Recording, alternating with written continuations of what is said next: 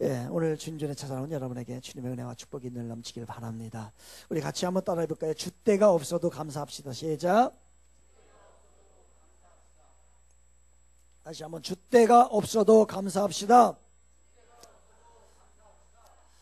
우리 교회에 이제 그 설교 평론가 김주의 자매가 있습니다. 아마 설교 평론가입니다.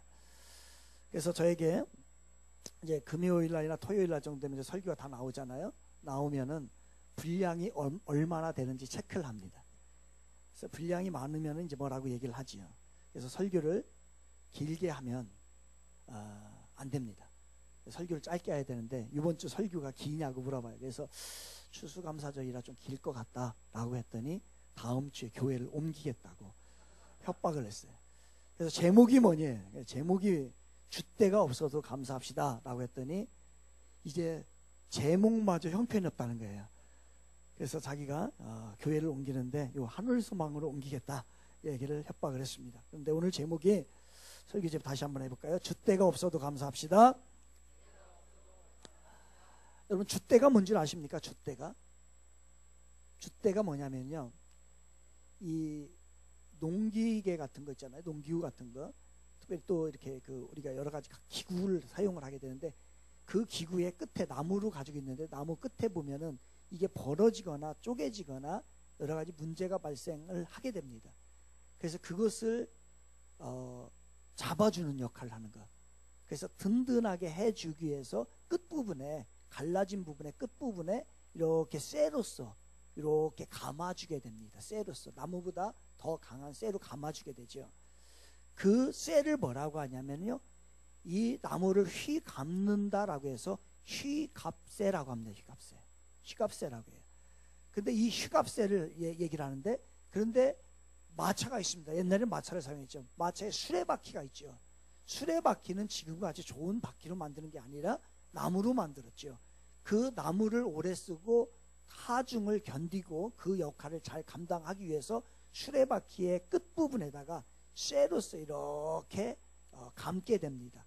그 수레바퀴에, 마차의 수레바퀴에 감는 휘갑쇠를 뭐라고 하냐면 줏대라고 하는 겁니다. 그래서 오늘 앞에 보시면요, 이 동그라미 친 부분 있죠. 이 동그라미 친 부분이 뭐냐면 그 쇠가 있습니다. 이거를 뭐라고 하냐면 줏대다라고 얘기를 하는 겁니다. 그런데 오늘 설교 제목을 줏대가 없어도 감사합시다 이렇게 얘기했습니다. 만약에 한번 보겠습니다. 내가 원하는 목적지로 저 마차를 끌고 가야 합니다. 그러기 위해서는 저 쇠가 필요한 거죠. 줏대가 필요한 거죠. 그런데 줏대가 사정에 의해서 망가졌다고 해봅시다. 저게 없다라고 생각을 해봅시다. 그렇다고 한다면 어떻게 할까요? 우리가 원하는 방법대로 되지를 않을 겁니다. 그래서 우리는 불평을 하고 원망을 하겠죠. 그러나 우리가 진정한 감사라고 하는 것은, 정말로 우리가 하나님 앞에 해야 될 감사라고 하는 것은 저 줏대가 빠져나가서 내가 원하는 목적지에 이르지 못한다 할지라도, 그리고 내가 하고 싶은 일이 안 된다 할지라도, 내 원하는 대로 환경이 바뀌고 내가 원하는 대로 이 일이 되어지지 않는다 할지라도 우리는 감사해야 될 줄로 믿습니다. 그게 바로 줏대가 없어도 감사합시다 라고 하는 말로 제가 만드는 거예요. 다시 한번 따라해 봅시다. 줏대가 없어도 감사합시다. 2020학년도 대학 수학능력시험이 지난주 목요일에 있었습니다. 우리 교회에서도 몇 명의 자녀들이 이 시험을 치렀습니다. 정말로 수고를 너무 많이 했습니다. 수고한 우리 자녀들, 여러분이 누군지는 잘 모르겠지만 그래도 우리의 자녀들 중에서는 이 대학 수학능력시험에 수고를 한 자매 형제들이 있습니다. 우리 자녀들에게 우리 이 시간에 수고했다고 격려의 박수 한번 보내드리도록 하겠습니다. 수능을 치르고 난 후 약 4시 반에서 5시 반에 끝난 후 1시간 후 정도입니다. 오후 6시 12분쯤에 전남 순천에서는 19살 먹은 학생이 자신의 아파트에서 수험생이 자살을 했습니다. A군은 수능을 잘 못 본 것으로 생각을 하고 비관하다가 극단적인 선택을 하게 된 것이죠. 이 학생은 왜 극단적인 선택을 했을까? 정말 수능을 잘못 봐서였을까? 왜 이 학생은 그러한 해서는 안 되는 일을 했을까? 몇 년 전으로 돌아갑니다. 부산에서 있었던 일입니다. 부산에 중학교 2학년짜리 학생이 있었는데 그 학생은 아파트, 자기네 아파트가 20층 되는 고급 아파트에서 살고 있었습니다. 그런데 마찬가지로 이 학생이 자살을 했어요. 그러면서 이 학생이 남긴 유서가 있었습니다. 이 유서에는 이렇게 쓰여져 있었어요. 이번 중간고사 시험을 정말 잘 치려고 엄청 노력했지만 뜻대로 안 됐다. 성적 때문에 비인간적인 대우를 받는 이 세상을 떠나기로 결정했다라고 유서를 남기고 죽었습니다. 20층 아파트에서 떨어졌어요. 전사님 이 마이크 좀 잘, 내 목소리가 안 좋으니까 좀 잘 좀 점검하고서 해주세요. 이 학생은 소원이 하나 있었어요. 그 소원은 뭐냐면은 새로 나온 스마트폰을 하나 갖고 싶었습니다. 그래서 엄마와 흥정을 했죠. 이 학생하고 엄마가 흥정하기를 중간고사의 시험에서 네가 이만큼의 성적을 얻게 되면 원하는 스마트폰을 사주겠다라고 엄마와 아들이 딜을 한 겁니다. 그래서 이 학생은 정말 시험 잘 봐야 되겠다. 잘 봐서 내가 원하는 이 스마트폰을 가져야 되겠다라고 하는 마음으로 열심히 공부를 했습니다. 그런데 엄마와 약속한 그 스마트폰을 가질 만한 성적이 나오지를 않았던 거예요. 그래서 스마트폰을 못 받았습니다. 그리고 시험이 결과가 좋지 않았기 때문에 그 부모님으로부터 꾸지람을 받았습니다. 견딜 수가 없었어요. 그래서 이 아이는 극단적인 선택을 하게 된 겁니다. 자기네 아파트 20층에 올라가서 베란다에서 뛰어내렸던 거죠. 그 학생의 유언이 있었습니다. 그 학생의 유언이 이거였어요. 나를 아이팟과 함께 묻어주세요. 이게 유언이었어요. 이 학생은 20층짜리 고급 아파트에 살았습니다. 경제적으로 전혀 그렇게 많은 어려움을 가지고 있는 학생이 아니었지요. 집안에 많은 것들이 다 갖추어져 있는 학생입니다. 근데 이 학생은 극단적인 선택을 하게 됩니다. 이 학생의 문제점은 여러분 뭐라고 생각을 하십니까? 이 학생은 무엇이 문제였을까요? 이 학생의 근본적인 이유는, 자살하게 된 이유는 무엇이라고 생각을 합니까? 오늘날 현대인들에게 많은 사람들이 물어봅니다. 정말 행복하십니까? 라고 물었을 때 행복하다라고 말하는 사람이 많지가 않다는 통계를 우리가 많이 접하게 됩니다. 자신이 불행하다라고 생각을 하는 거죠. 여러분 왜 불행합니까? 무엇인가가 가지고 있는 것이 부족해서 불행한가요? 그렇게 생각을 한다고 한다면 과거에 살았던 사람들은 다 죽어야 됩니다. 과거에 비하면 오늘날에는 전반적으로 모든 의식주 분야에 있어서 전반적으로 잘 삽니다. 우리나라가 이렇게 잘 살아본 적이 별로 없습니다. 없지, 아예 없죠. 우리나라가 5천년 반만년 역사 가운데에 의식주 문제를 완벽하게 해결한 적이 한 번도 없었습니다. 먹고 사는 것을 해결한 적이 없었어요. 과거를 한번 생각을 해봤습니다. 제가 학교 다닐 때, 초등학교 다닐 때, 국민학교지요. 그때 실질적으로 중학교 때까지도 우리 친구 중에서는 도시락을 넉넉히 싸우지 못하는 아이들이 있었어요. 도시락을 싸우지 못해서 점심을 굶어야 하는 학생들이 있었던 것입니다. 이 겨울이 오면 얼마나 추웠던지, 학교가 근처에 있는 게 아니라 10리 밖에 있습니다. 그러면 그 가방, 무거운 가방을 들고 옷이나 좋습니까? 옷도 그렇게 좋지도 않은 옷, 뭐 신발이나 좋습니까? 어떻게 해서든 바람을 한 번이라도 좀 피하려고 뚝방 있으면 뚝방 밑으로 해서 그 바람을 피하면서 다니면서 울고 다녔던 그러한 시절이 사실은 그렇게 오래된 시절이 아니에요. 그거에 비하고 한다면 오늘날에는 너무너무나 풍족하게 삽니다. 그런데 이렇게 풍족하게 사는데 먹을 걱정을 안 하는데 뭐 입을 걱정을 안 하는데 그런데 우리는 오늘날 불행하다라고 생각을 합니다. 그 이유가 무엇일까요? 왜 우리는 그렇게 많은데 그렇게 먹을 것이 지천인데 먹는 것보다 버리는 것이 더 많은데 우리가 입는 옷보다도 사서 옷 한 번도 안 입고 버리는 옷들도 많은데 우리는 왜 그렇게 불행하다라고 생각을 할까요? 우리는 그 답을 얻기 위해서 성경 한 구절을 봐야 됩니다. 디모데후서 3장 1절과 2절인데요. 이 말씀은 말세의 특징에 대해서 기록하고 있습니다. 우리 앞에 화면이 뜹니다. 우리 같이 읽겠습니다. 시작. 너는 이것을 알라. 말세에 고통하는 때가 이르러 사람들이 자기를 사랑하며 돈을 사랑하며 자랑하며 교만하며 비방하며 부모를 거역하며 감사하지 아니하며 거룩하지 아니하며. 말세의 특징 중에 하나가 감사하지 않는다는 거예요. 감사가 우리 마음속에 사라져버렸다는 거예요. 감사할 줄을 모른다는 거예요. 아무리 풍족해도 아무리 많은 것이 있음에도 불구하고 우리들 마음속에 감사가 없기 때문에 우리는 불행하게 느껴진다는 거예요. 그러니까 잘 살고 잘 먹고 하는 것이 우리들의 행복을 결정하는 것이 아니라 그 사람 마음속에 그 사람의 삶 가운데 감사하는 마음이 있느냐 없느냐가 우리를 결정을 한다는 거예요. 그러니 이 감사라고 하는 것은 감사가 없다라고 하는 것은 우리들의 삶이 불행을 갖다 준다는 거예요.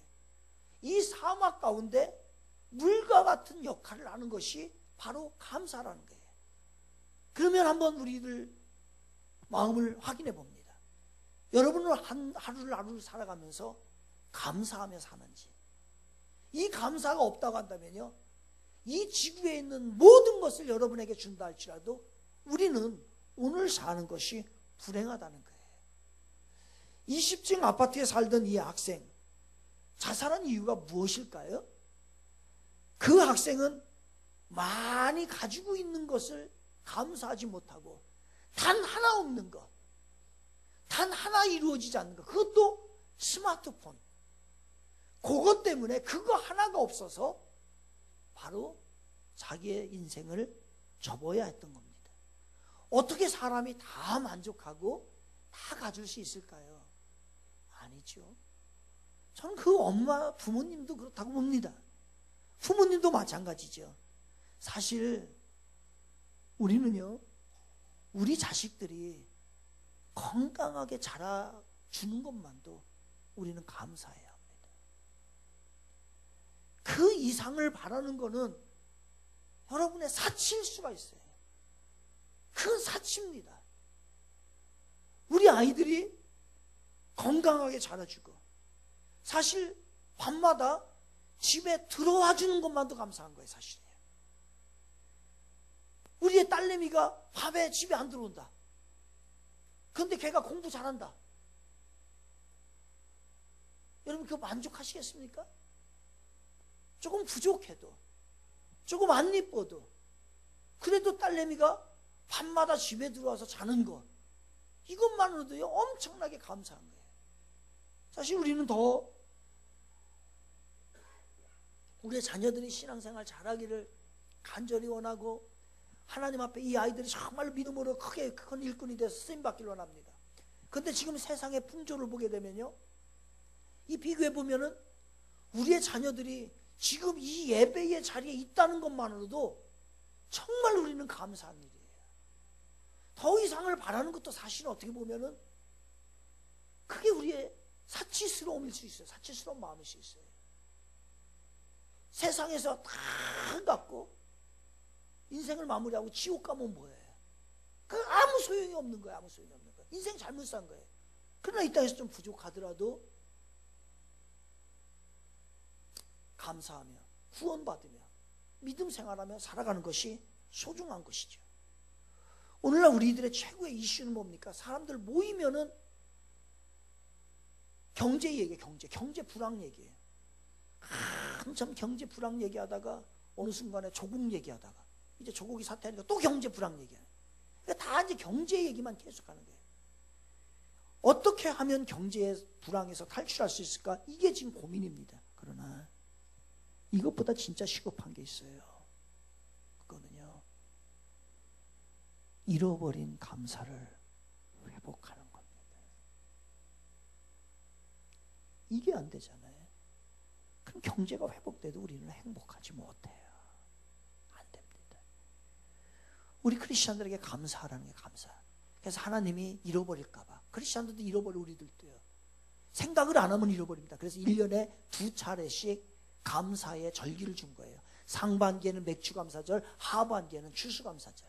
이때를 통해서 감사가 무엇인가 다시 새겨보라는 거예요. 그래서 오늘은 우리가 이제 하반기에 추수를 하고 한 해를 마무리하면서 하나님 앞에 감사가 무엇인가, 잊었던 감사를 다시 찾아오고, 그리고 감사하는 마음을 회복하라고 우리에게 추수감사절을 준 거죠. 이 기회를 통해서, 추수감사절을 통해서 여러분 잃어버린 감사가 진심으로 회복되기를 주님의 이름으로 축원을 드리겠습니다. 그렇다면 우리가 회복해야 할 감사, 진정한 감사 뭘까요? 여러분 언제 감사하십니까? 감사는요, 오늘 본문에 의하면 뭐예요? 범사라고 하는 것은 어떠한 조건을 달지 않는 거예요. 나의 어떤 컨디션을 이야기하는 게 아니에요. 어떤 나의 감정을 이야기하는 거예요. 나의 상황을 이야기하는 거예요. 나의 환경을 이야기하는 거예요. 내가 가지고 있는 정도를 이야기하는 게 아니에요. 내 문제가 해결됐느냐 안 됐느냐 이거에 따라서 감사하고 하지 않는 것을 말하는 게 아닙니다. 여러분, 기독교에서 가장 핵심적인 단어 하나를 찾으라고 한다면, 하나를 말하라고 한다면, 뽑으라고 한다면 여러분 뭘까요? 기독교에서 가장 핵심적인 단어 하나를 뽑으라고 한다면요, 그건 뭘까요? 그거는 믿음이에요. 믿으란 얘기예요. 그렇다면 이 믿음이 가장 핵심적인 단어인데, 그리고 믿음 다음으로 그럼 핵심적인 단어를 하나 더 뽑으라고 한다면 그건 뭘까요? 얘기하죠. 지금 무슨 얘기하는 거예요? 지금 감사해요. 감사. 그럼 왜냐하면 이거는요, 같이 가는 거예요. 같이 가는 거예요. 그래서 핵심적인 단어 2개를 이야기하려면, 양 날개를 이야기하라고 하면 하나는 믿음이고 하나는 감사예요. 믿음은, 첫째는 믿음은 내가 받을 수 없는 거예요. 내가 아무리 노력해서 받을 수 없는 게 믿음입니다. 이것은 하나님이 주시는 거예요. 그렇기 때문에 우리는 이 믿음을 위해서 무엇인가 노력하다고 받을 수 있는 것은 아닙니다. 그러면 우리가 믿음을 얻기 위해서는 어떻게 해야 돼요? 알았잖아. 이제 알았잖아요. 믿음은 내가 구한다고, 내가 노력한다고 되는 게 아니라는 거예요. 그러니까 믿음의 자리에 가 있으면 돼요. 그러면 하나님께서 우리에게 허락해 주시는 거예요. 그런데 그 믿음을 받은 자가 살아야 될 모습을 어떻게 이야기하냐면 이제 감사한 거예요. 감사. 그래서 성경에 이 2가지 날개를 이야기한다고 한다면, 믿음은 로마서 1장 17절에 의인은 믿음으로 말미암아 산다, 이 구절로 얘기할 수 있어요. 그럼 감사는 어떻게 감사해야 되는가? 라고 하는 것은 오늘 본문입니다. 이 본문이 바로 우리들에게 주시는 모습인 거예요. 범사에 감사, 다시 범사에 감사하라. 이것이 그리스도 예수 안에서 너희를 향하신 하나님의 뜻이니라. 이게 2개예요. 그러니까 믿음을 얻은 자들은 바로 범사에 감사하는 삶을 살라는 얘기예요. 이게 기독교 정신입니다. 그러니까 하나는 믿음이고 하나는 감사한 거예요. 하나는 로마서 1장 17절이고 하나는 데살로니가 전서 5장 18절인 거예요. 그래서 우리는 이게 기독교의 정신을, 근간을 가지고 있습니다. 믿음의 정신, 신학의 정신은 믿음을 가지고 있고 우리의 삶의 정신은 뭐냐면 바로 오늘 이 본문이 우리의 삶의 정신인 거예요. 기독교 정신인 거예요.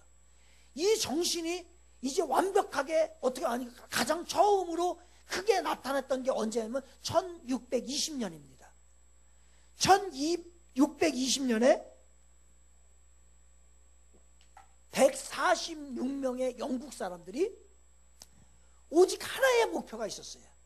그거는 신앙생활을 진짜 자유롭게 하나님을 제대로 섬기고 싶은 마음이 그 146명에게는 있었어요. 그래서 이 1620년에 이 146명의 사람들이 이 배를 하나 타고서 메이플라워 여러분 잘 아시는 그 배를 타고서 이제 건너가기 시작합니다. 신대륙으로 갑니다. 그런데 이때에 이들이 이용했던 배가 180톤이에요. 180톤은 146명이 타고 그 험한 바다를 걸어가기에 부족한 거예요. 그러니까 가다가 파도로 엄청난 고생을 많이 한 거죠. 더군다나 식량을 사람도 제대로 못 싣는데 그 배에 식량을 많이 싣는 것은 하실 수 없는 일이에요. 그런데 이들이 얼마 동안에 항해를 하게 되냐면 117일을 항해합니다. 굶는 것은 뭐 밥 먹듯이 굶는 거예요. 그리고 뭐 거기에 뭔 약이 있어요. 무슨 병원이 있어요. 가다 보면 질병이 하나 전염병이 생기면요 다 죽어야 될 상황이 펼쳐진 거예요. 그러니 이들에게는요 우선적으로 파도와 싸워야 되는, 작은 배 때문에 싸워야 되는 파도, 그리고 굶주림, 질병, 더군다나 그들이 신대륙에 딱 도착을 했는데 그때의 날씨가 너무너무 추운 겨울이었던 거예요. 그럼 내리자마자 추위와 싸워야 되는 겁니다. 여기에 뭔 감사가 있겠어요? 여러분 이 상황 가운데 여러분 감사한 일이 있을까요? 없을까요? 감사한 일이 하나도 없어요. 그런데 그들은요 나중에 다 모아놓고 인디안들 다 모아놓고 추수를 하고 나중에 그러고 나서 봄이 되어서 씨 뿌리고 와서 추수를 하고 난 다음에 그들이 호박을 거두고 고구마를 거두고 감자를 거두고 옥수수를 거두고 하고서요 다 모여서 하나님 앞에 예배를 드립니다. 그게 바로 추수감사절의 기원인데 그때에 이 사람들이 이렇게 감사를 드려요. 7가지 감사를 그들이 적어서 하나님 앞에 올려드리는데 이겁니다. 180톤밖에 안 되는 작은 배지만 그 배라도 주심에 감사합니다. 하나님 시속 3km로 항해하지만 117일 동안에 계속해서 전진하게 해주셔서 하나님 감사합니다. 빨리 가서 빨리 성공해야 감사한 거예요? 하나님 항해 중 2사람이 죽었지만 한 아이가 태어나게 해주셔서 감사합니다. 할 수 있으세요? 여러분? 하나님 폭풍으로 큰 토치 부러졌지만 파손되지 않아서 감사합니다. 5번째 여자들 중 몇 명이 경랑 속에 휩쓸렸지만 모두 구출됨을 감사합니다. 하나님 인디언들의 방해로 상륙 장소를 찾지 못해 한 달 동안 표류했지만 결국 호의적인 원주민이 사는 곳에 상륙하게 해주셔서 감사합니다. 마지막으로 하나님 고통스러운 3개월 반의 항해를 했지만 단 한 번도 돌아가자고 하는 사람이 나오지 않아서 감사합니다. 거기에 하나 꼴통이 있어서 봐요. 이러니 저러니 하나의 꼴통이 하나 있었어 봐요. 얼마나 힘들었겠다. 그런데 한 사람도 그렇지 않고 다 갈 수 있음에 너무너무나 감사했다. 이 상황에서도 이렇게 우리는 감사가 나오는 거예요. 22살 먹은 아들을 하나 평생을 키운 한 여인이 있었습니다. 이 아들이 사고로 죽었어요. 하나밖에 없는 아들이, 그것도 남편 없이 키운 아들입니다. 감사가 있을 수 있을까요? 없을까요? 뭐가 감사하겠어요? 그 나라도 살게 해주셔서 감사합니다. 그거에 자식이 죽었는데 그래도 밥 먹을 수 있어서 감사합니다. 이런 겁니까? 그 내용이 너무나 감동적이어서 여러분에게 소개를 합니다. 하나님께서 내 남편도 없이 외로운 자신에게 아들을 주셔서 22년 동안 함께 살게 해주신 것 감사합니다. 하나님, 아들을 이름으로 해서 이제야 비로소 독생자를 주신 하나님의 사랑을 깨닫게 해주셔서 감사합니다. 하나님, 자신이 데리고 있는 것보다 그것도 좋지만 더 좋은 곳인 천국에 있게 해주신 것 감사합니다. 하나님, 자기 것인 줄 알고 살았는데 하나님의 것인 걸 깨닫게 하시니 감사합니다. 이게 그 아들을 잃은 어머니의 감사예요. 나의 환경과 조건이 안 맞아서 실망하고 불평불만하는 건 아니라는 거예요. 그래서 정신의학자 칼 매닝거는 이렇게 이야기를 합니다. 태도는 사실보다 중요하다. 태도는 사실보다 중요하다. 무슨 얘기입니까? 어떠한 사실이 있다 이거예요. 팩트가 있다 이거예요. 근데 그 팩트를 보는, 해석하는 그 태도, 애티튜드가 중요하다는 거예요. 같은 상황이 벌어지더라도 그것을 어떻게 해석하느냐에 따라서 그 사람이 감사할 수도 있고 감사 안 할 수도 있고 행복할 수도 있고 불행할 수도 있다는 거예요. 여러분 너무나 잘 아는 예와 두 아들을 둔 아버지 노인분, 한 아들은 우산장사, 또 아들은 집신장사. 날마다 걱정이 태산이네요. 비가 오면 집신 안 팔린다고 걱정, 비가 오면 우산이 안 팔린다고 걱정. 그러니까 이 노인분은 이 아들을 보면서 365일 걱정, 감사하지 못하고 하루하루를 그렇게 살아가는 거예요. 옆에 보고 있던, 그 상을 보고 있던 분이, 이보시오, 당신 해석을 해야 돼. 해석을, 생각을 바꿔야 돼. 그래서 비 오는 날에 우산 장사가 잘 되니, 우산 파는 아들이 잘 되니 그거 감사하고, 쨍쨍 햇빛 찌는 날에는 집신이 잘 팔리니 감사하고. 그러니 365일 중에 하루도 감사하지 않은 날이 어디 있어? 생각해보니까 그건 거예요. 상황은 변하지 않아서 똑같습니다. 단지 뭐예요? 바로 해석의 해석. 그 사실보다도 뭐가 중요하냐? 태도가 중요한 거예요. 우리가 그것을 대하는 태도가 중요하다는 얘기입니다. 그러니까 우리가 불행하고 불평불만이 나고 얼굴에 아주 인상을 쓰고 다니고 아주 짜증을 부리는 것이 습관이 된 사람들의 모습은 뭐예요? 이 마음의 마음.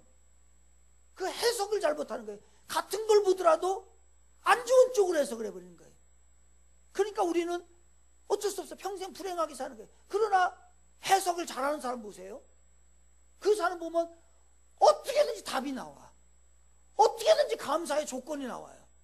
그 모든 것이 돼. 그러니까 우리는 어떠냐? 형통하면 형통한 대로 감사하시길 바랍니다. 근데 이것도 또 문제예요. 형통하면은 성경은 또 이걸 경고를 하고 있어요. 너무 일이 잘 되잖아요. 그러면 감사해야 되는데 사람이 교만해져요. 하나님이 그래서 축복을 주기가 어려운 거야. 조금 축복을 주면은 아주 기고만장해가지고 하나님 없다, 하나님을 무시하고 예배 소홀히 하고 자기 마음대로 하고 자기가 제일 잘난 줄 알고 살아가는 게 우리들의 모습이에요. 그래서 그걸 경고합니다. 신명기 8장 12절과 14절입니다. 나옵니까? 우리 같이 읽겠습니다. 시작. 내가 먹어서 배부르고 아름다운 집을 짓고 거주하게 되며 또 내 소와 양이 번성하며 내 은금이 증식되며 내 소유가 다 풍부하게 될 때에 내 마음이 교만하여 내 하나님 여호와를 잊어버릴까 염려하노라. 여호와는 너를 애굽 땅 종되었던 집에서 이끌어내시고, 그러니까 여호와를 잊어버릴까? 다 해줬어. 집도 주고 먹을 것도 주고 모든 거 다 해줬는데 이제 그렇게 되면은 하나님이 걱정인 거예요. 이게 잃어버리는 걸 하나님 무시하는구나. 축복을 다 해결해 주면은 어느 순간에 기고만장이 돼 있어요. 저는 이해합니다. 이게 하나님이 이 마음을 진짜 우리 교인들이 잘 되기를 원해요. 목사의 하나의 소원이 있다고 하면 우리 교인들이 다 축복받고 다 잘되고 믿음 생활해서 하나님, 우리의 자녀들이 하나님 앞에 크게 쓰임받기를 간절히 원하는데, 그래서 간절히 기도도 합니다. 우리 성도들 위해서 간절히 기도해요. 그런데 어떤 때는 탁탁탁 걸릴 때가 있어. 어떤 사람 기도하다 보면 이 사람 축복 줬다가는 이거 감당할까? 이거 교만해가지고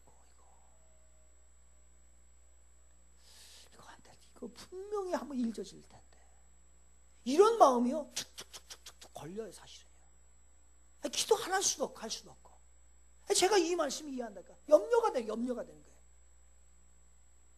어렵고 힘들 때에 정말 은혜를 경험하고 하나님이 세워줬으면 감사하고 겸손하고 그를 감사하는데 오만방장 거예요. 그걸 하나님 그 사람을 어떻게 쓰겠냐고요. 그래서 이게 이제 하나님이 그런 거예요. 그래서 형통할 때일수록 더 하나님 앞에 감사하시기를 주님의 이름으로 축원을 드리겠습니다. 감사하세요. 그냥 잘 되면 감사. 무조건 감사. 입에 다. 그럼 어려운 일 당했을 때 어떻게 해야 돼? 어려운 일 당해도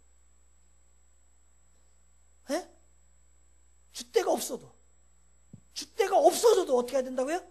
감사하죠. 다시 한번 줏대가 없어도 감사합니다. 시작. 낙심되고 원망한 일이 생겨도요, 여러분 감사하세요. 지난주에는 금요일 날이죠. 금요일 날 한참 이제 그 다니엘 기도회 끝나고 나서 한참 기도하고 있는데 한 30분 흘렀을 거예요. 10시 반 정도가 됐나? 10시 반 정도 됐어요. 제 아내가 와가지고서 기도할 게 있어요. 뭔데? 갑자기 막 그렇잖아요. 뭔 기도할 게 있냐 했더니 우리 그 이은미 집사님 남편이 톱을 사용하다가 전기톱을 사용하다가 팔을 쭉 빈 거예요. 그게 이제 기도 제목이 다 왔어요. 가봐야 되겠다는 생각이 10시 반인데 밤 10시 반 됐는데, 그래가지고서 이게 누가 없나, 관계자가 없나 라고 봤더니 그 아들 건범이가, 그 큰아들이 여기 최재현 집사님 지금 앉아 계신 데서 고개를 팍 쓰고 기도하는 거예요. 근데 누군지 몰랐지. 그랬더니 주빈이가 왔다 주빈아 누구니? 건범이 어디냐? 그랬더니 이거 건범이야. 건범아. 깨웠더니 얘가 그 아빠가 사고가 나가지고서 기도하고 있는 거예요. 그랬더니 막 눈물에 콧물에 막 그냥 범벅이 돼가지고 하나님의 기도 얼마나 그랬어요. 울면서 기도한 거예요. 건범 목사님이 지금 니네 집에 가도 되겠냐? 지금 가서 만나보지. 지금 어떻게 상황이 좀 해야 되는데 또 너무 늦은 시간이라 또 할아버지 할머니도 있고 괜찮을 것 같습니다. 그러냐? 알았다. 그래서 그 다음날 이제 그 다음날이 이제 을지병원에 갔는데 을지병원에서 수술이 안 된다고 월요일 날이나 돼야 이제 이게 전문 병원으로 가서 이렇게 해야 된다라고서 얘기를 한 거예요. 그 다음날 이제 제 아내가 이제 이은미 집사님 전화했을 거 아니에요. 상황이 어떠냐고. 그랬더니 이은미 집사님이 그 핸드폰으로 전화 이런 거예요. 괜찮아요? 많이 안 다쳤어요? 인대 하나 끊어졌어요? 인대가 끊어졌. 난 이 양반이 지금 누가 개가 다쳤나 남편이 다쳤나 지나가는 개가 그 정도로 그것도 걱정할 거 없어요. 오히려 하나님의 뜻이 있겠지요. 기도만 해주세요. 이러는 거예요. 야, 그래. 그 상황에서도 이게 보통 내공이 아니면서 안 나와요, 여러분. 눈물부터 나오고 원망부터 나오고요. 사람이 이게 안 되는 거야. 이게 평소에 신앙의 내공이 딱 되어 있어야만이 이게 그 순간에 딱 나오는 거지. 이거 노력한다고 해도 이게 뭐냐, 그렇게 하고 싶어서 그렇게 보이려고 해도 이게 안 되는 거예요. 이게 쉬운 일이 아닙니다. 그래서 하고서 아무튼간에 이제 병원을 찾아간 거예요. 수술하고 그냥 병원에 이제 갔죠. 갔더니 이제 그 남편이 있는 거예요. 남편이 거기서 수술을 하고 있어요. 그랬더니 목사님 톱이요 쏙 가서 잘랐어요. 인대 끊어지고. 그런데 하나도 안 아프대요. 그러는 거예요. 하나도. 목사님 걱정하지 마세요. 이거 다 제가 보세요. 손 이렇게 이제 기부세가 봐요. 손가 다 아까까지만 해도 안 움직였는데 지금 움직입니다. 그리고요 제가 지금 너무너무 미안해 식구들한테. 왜냐하면 여기 오니까요 잘 먹고 잘 자고 너무 좋더라는 거예요. 아유 걱정할 거 하나도 없고 다 감사하니. 야 여러분 부창부수란 말 아십니까? 부창부수. 남편이 노래 부르면 아내가 따라 부르는 거예요. 똑같은 거 똑같아.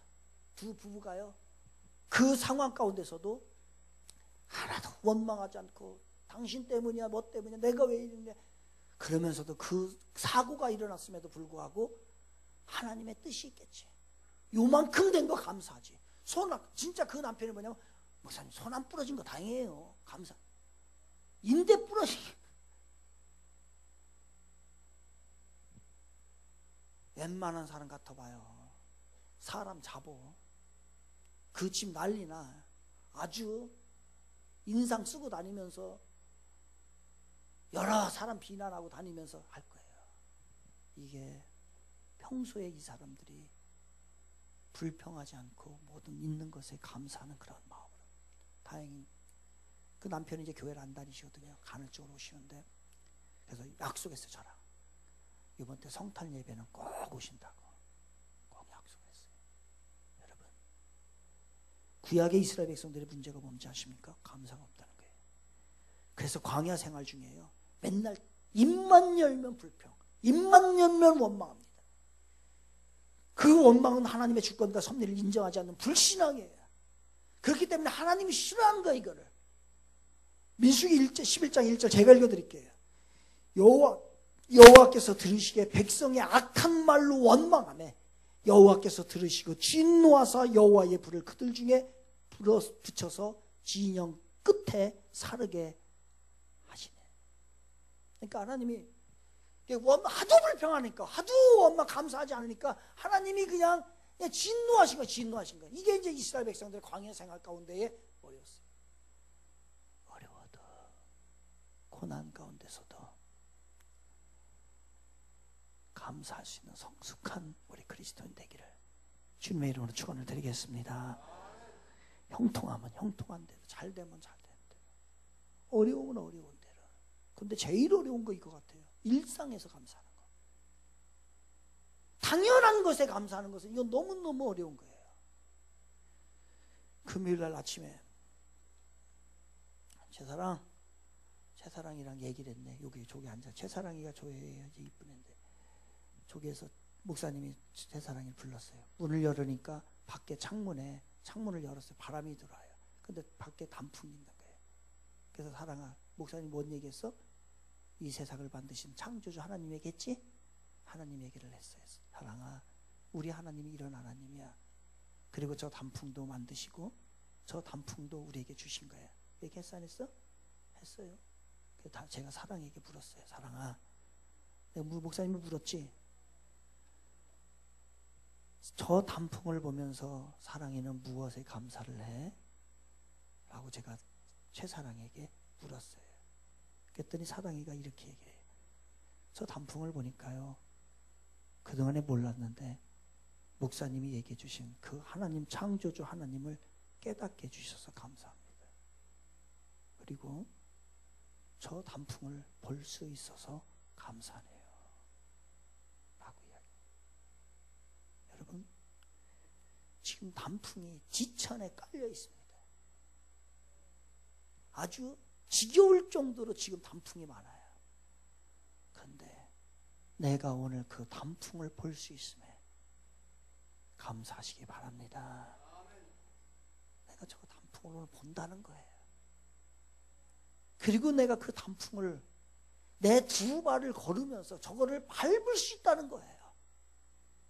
그거를 밟지 못하고, 그거를 보지 못하고, 그것을 느끼지 못하고 깨닫지 못한 사람들이 얼마나 많으니까. 그래서 불평하며 사는 사람들이 얼마나 많아요.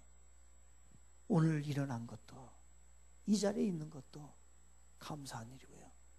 우리 교회가 2층에 있는 것도 감사한 일이에요. 왜?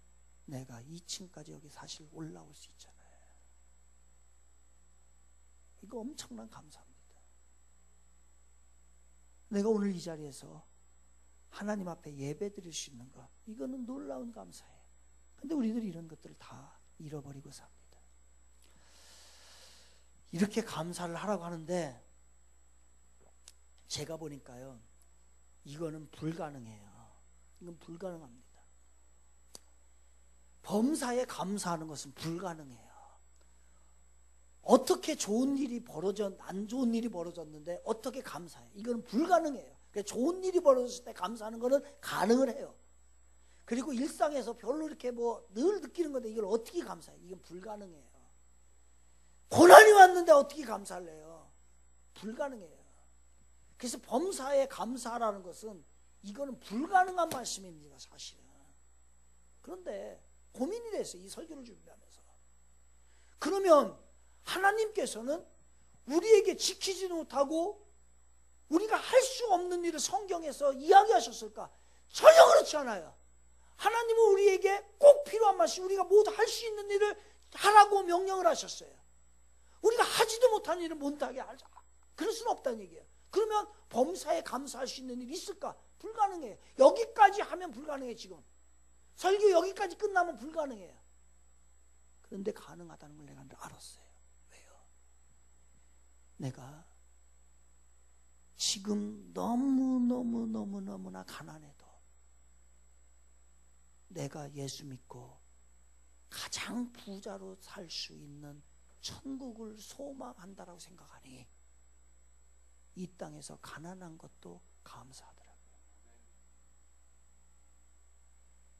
만약에 내가 죽을 병에 걸렸다, 죽을 병에 걸렸어도 이 세상이 그것으로 끝난다면 나는 맨날 눈물을 흘리며 원망하며 불평하며 살아야 되지만, 그러나 죽을 병이 걸려서 죽는다 할지라도, 사랑구실을 한 번도 제대로 하지 못한다 할지라도 예수를 믿으면 천국에서는 하나님의 자녀를 왕으로 건강한 모습으로 살 수 있다라고 하는 소망이 있기 때문에 우리는 이 땅에 불치의 병이 있어도 감사할 수 있다는 거예요. 믿으시면 아멘 합시다.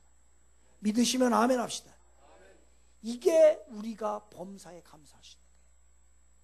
세상에 비록 모든 것이 다 망하고 아무것도 할 수 없어 거지와 같은 노숙자와 같은 삶을 살았다 할지라도, 그러나 예수를 믿고 나중에의 생활에 예수 안에서의 구원을 받고 죄를 용서함을 받고 천국에서의 삶을 우리가 소망하고 있기 때문에, 그 나라가 100% 있기 때문에 우리는 오늘 비록 이 땅에 거지로 산다 할지라도 재벌 2세가 부럽지 않고, 그리고 모든 건강한 사람이 다 부럽지 않고, 이 세상을 다 가진 사람이 부럽지 않고, 오늘 예수 안에 있는 내가 어떠한 상황이 되더라도 감사가 나오더라는 거예요. 그래서 맞구나.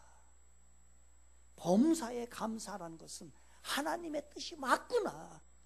그러니 어떠한 상황이 펼쳐지더라도 여러분 감사하시기를 바랍니다. 줏대가 갑자기 저것이 탁 부서져 가지고 빠져서 마차가 가지 못하고 수레바퀴가 수레바퀴의 역할을 감당하지 못하고 다 망가진다 할지라도 그렇게 하신 하나님의 뜻이 있겠지. 못 가게 하시면 못 가게 하신 이유가 있겠지. 그것이 부서지면 부서지게 하시는 하나님의 뜻이 있겠지 라고 하면서 줏대가 없어도 감사하는 성도님들 되기를 바랍니다. 감사는 신앙의 꽃이에요. 이 꽃을, 축복의 꽃을, 신앙의 꽃을 다 마음껏 맺는 사랑하는 우리 성도들 모두 되시기를 주님의 이름으로 축원을 드리겠습니다. 아멘. 영상 하나 봅니다.